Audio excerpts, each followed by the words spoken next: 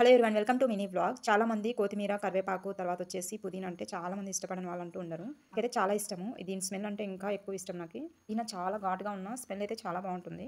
కరివేపాకు తర్వాత వచ్చేసి కొత్తిమీర, ఈ పుదీనా స్టోర్ చేయడం అంటే ఒక టాస్క్ అనే చెప్పాలి. ఇప్పుడైతే పుదీనా ఎలా స్టోర్ చేసుకుంటానో నా స్టైల్‌లో నేను అదే ఎక్స్‌ప్లెయిన్ చేస్తాను మీకు.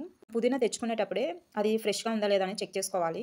ఆల్రెడీ బ్లాక్‌గా ఉందనుకో మనం ఇంటికి తెచ్చుకున్న తర్వాత గనుక మనం క్లీన్ చేసి పెట్టిన ఆ తడికి ఇంకా బ్లాక్ అయిపోయి ఎక్స్‌పైర్ అయిపోతుంది. వీడియోలో చూపిస్తున్నట్లుగా ఫ్రెష్‌గా ఉన్న ఆకుని తీసుకొని ఈ విధంగా వీడియోలో చూపిస్తున్నట్లుగా అంతా ఆకులనైతే తీసి పెట్టేసుకోవాలి. కొంచెం నీట్‌గా ఉందా లేదా అని ముందే చెక్ చేసుకోండి. మట్టి అయితే ఉంటుంది. ఆకులన్నీ సెపరేట్ చేసిన తర్వాత వాటర్‌లో క్లీన్ చేసుకొని వాటర్ అంతా ఫిల్టర్ అయిన తర్వాత మనం డ్రై క్లాత్‌లో మనం ఫ్యాన్‌కి అలా ఆరబెట్టుకుంటే అంతా క్లీన్ అయిపోతుంది. తడంతా ఆరిన తర్వాత ఒక స్టోరేజ్ కంటైనర్స్‌లో కింద క్లాత్ వేసి లేదా టిష్యూ పేపర్ అలా వేసేసి మనము స్టోర్ చేసుకున్నామంటే చాలా రోజులైతే ఉంటుంది. నాకైతే 2 వీక్స్ వరకు వస్తుంది.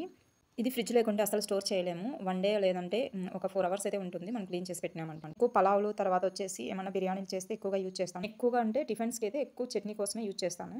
ఈ చట్నీ అంటే చాలా ఇష్టపడతారు. అదే నేను ఎక్కువగా యూజ్ చేస్తాను దానికోసం అయితే. అందుకే నాకు ఎక్కువగా నేను అయిపోయినప్పుడల్లా చాలా త్వరగానే తెప్పించుకుంటాను. వీడియోలో చూస్తున్నట్టుగా నీట్‌గా క్లీన్ చేసుకొని ఫిల్టర్ అయిన తర్వాత అంతా డ్రై అయిపోతుంది కదా! అప్పుడు ఒక స్టోరేజ్ కంటైనర్ అయితే తీసుకోవాలి. ఇలా ఉన్న ఒక స్టోరేజ్ కంటైనర్ అయితే తీసుకొని దాంట్లో టిష్యూ పేపర్ లేదా డ్రై క్లాత్ అయితే వేసుకోవాలి.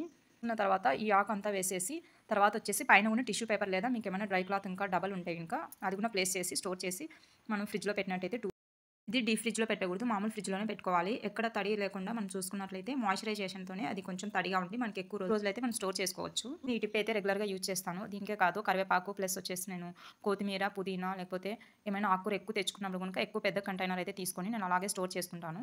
అయితే మోస్ట్‌లీ ఎక్కువగా తడి లేకుండా చూసుకోవాలి ఆకుకూరలు ఏమైనా గాని. అయితే ఫస్ట్ టైమ్ అయితే వాయిస్ ఓవర్ ఇస్తున్నాను. అది టిప్పు అలాంటి వీడియోలు అయితే చేసినప్పుడు. కాబట్టి కొంచెము మాటలైతే ఫస్ట్ వస్తున్నాయి. తర్వాత వచ్చేసి నెక్స్ట్ టైం అయితే నేను నీట్‌గా వీడియో చేసి వాయిస్ ఓవర్ అయితే ఇవ్వాలనుకుంటున్నాను. నాకైతే కొంచెం ఎక్స్‌పీరియన్స్ అయితే వచ్చింది. కానీ ఇంకా ఎలా మాట్లాడాలనేది నాకైతే అస్సలు తెలీదు.